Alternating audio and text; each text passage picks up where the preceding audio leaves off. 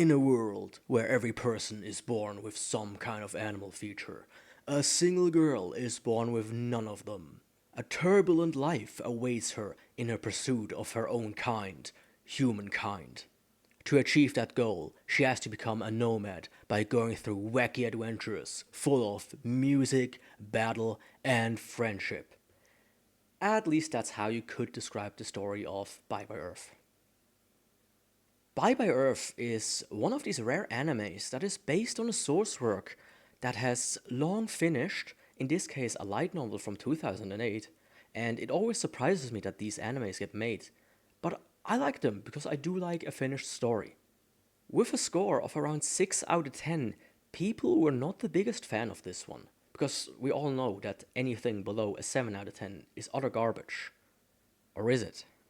Just as I said in the intro, Bye Bye Earth follows Belle LeBlanc, a girl that was born without animal features, in a world where every single person has some sort of animal feature. And the first episode introduced this perfectly and really blew me away.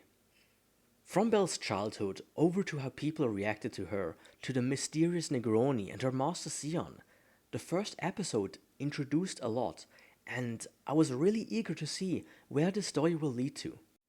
And that's where it kinda started to fall off.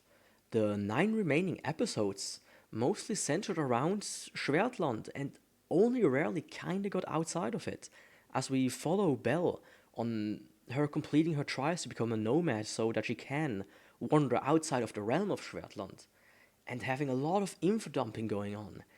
There really wasn't much exciting adventure to be had, which was kinda teased in the beginning. There are interesting ideas presented, such as everybody having a sword that they kind of grow themselves, how the world is structured, and as I mentioned, the mysterious Negroni. But all of that kinda starts to fall to the wayside as the anime moves on. When it comes to the art though, I can say that it is fantastic. From the minor characters to the major characters, everything is vibrant and clear and looks beautiful. You can really tell that there was some budget behind this show. And you can say the same about the animation. It was spectacular, which makes it such a big shame that it never really got to show off. The story just seems to hold back the animation, and there was never really a moment where they were just being able to go full steam. Maybe that will change in the second season, but who knows. What wasn't held back though is the OST. It blends nicely with what is shown on screen and is not afraid to show off when it counts. What I haven't mentioned yet is that Bye Bye Earth has a kind of musical component to its story, to the point where the big battles are performances and they have a conductor conducting the battle. And I'm really glad that with such a kind of premise that they did not fumble on the music. And what can't be missed is the opening and ending. Now, the opening wasn't anything too special, but it was quite catchy and I never felt the urge to skip it. If I was binging it, I might have considered it though. The same cannot be said about the ending though. That one is a must. The song is kinda somber and sad, and the animation is in a very particular style. It kinda reminded me of the Frieren endings. I wouldn't put them side by side, but nonetheless, this song will end up on my playlist. I can guarantee you that. And with that, I'm already getting to the pros and cons. As for the pros, it has great and consistent animation that never disappoints, unique and likable characters, a fascinating world with much to explore, and a good and fitting OST. As for the cons, the story sets up a lot of interesting things, but it never delivers on them.